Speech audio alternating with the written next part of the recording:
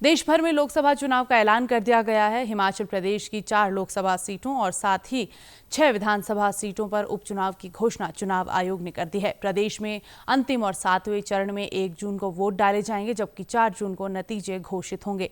प्रदेश में शिमला, मंडी, हमीरपुर और कांगड़ा 4 लोकसभा सीटों पर चुनाव होंगे, तो वहीं प्रदेश की खाली हुई 6 विधानसभा सीटों धर्मशाला, लाहौल स्पीति, गगरेट, बड़सर, कुटलैहड़ और सुजानपुर में भी उपचुनाव करवाए जाएंगे। ये 6 विधानसभा सीटें कांग्रेस विधायकों को अयोग्य घोषित करने के बाद खाली हुई हैं।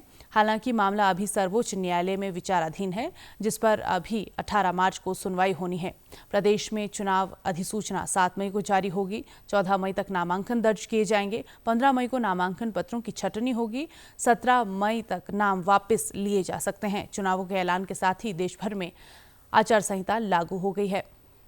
3 phases. First, for the by-elections. There are 26 assembly constituencies in the country जहां बाई पोल होना अभी है ड्यू।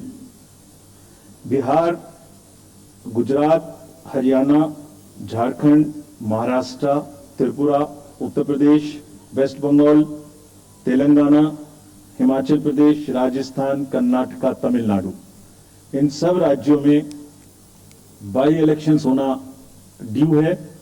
आज तक की जितनी भी वैकेंसी थी बाई इलेक्शंस की 26 की 26 हम पूरी कर रहे हैं, ताकि हमारे खाते में कोई भी वैकेंसी ना रहे। और ये उसी फेज में होंगी जिस फेज में पार्लियामेंट्री इलेक्शन उस पर्टिकुलर इलाके में हो रहा है।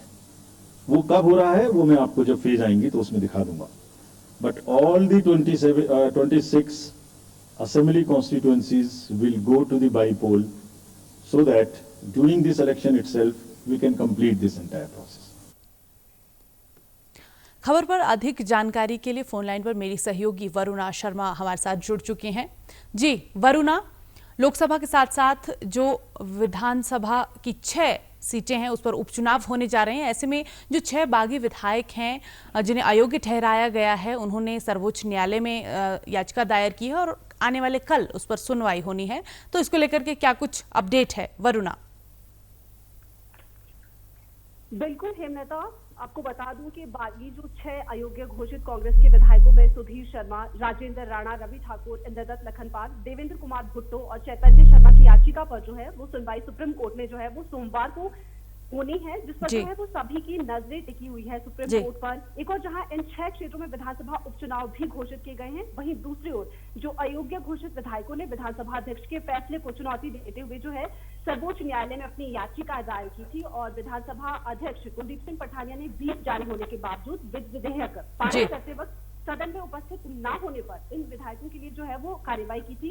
लेकिन कल सुप्रीम कोर्ट पर जो है वो सबकी नजरें टिकी हुई है कि क्या इनके किस तरह का फैसला जो है वो आता है।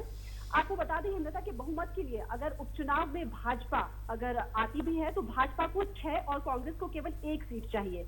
बहुमत के लिए उपचुनाव में भाजपा की सभी 6 सीटें जीतने की जरूरत होगी और केवल तभी संख्या बल जो है वो 31 हो पाएगा, क्योंकि वर्तमान की अगर हम बात करें तो भाजपा विधायक जो है वो 25 है और 3 निर्दलीय विधायक थे। भाजपा का साथ देंगे तो भी भाजपा के पास जो है वो 34 विधायक ही हो पाएंगे।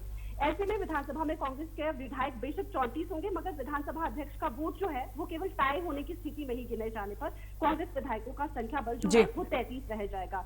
वहीं कांग्रेस में से 1 सीट अगर वो जीत लेती है तो इसका संख्या बल जो है वो 35 हो जाएगा और ये बहुमत नहीं रहेगी। ऐसे में जो है इन उपचुनाव में कांग्रेस की बजाय भाजपा पर जो है वो ज्यादा सीटें जीतने की चुनौती है। बिल्कुल बिल्कुल बिल्कुल वरुणा, और आने वाले कल की अगर हम बात करें तो कल सभी की नजरें उस फैसले पर रहने वाली है कि क्या फैसला सर्वोच्च न्यायालय की तरफ से आएगा।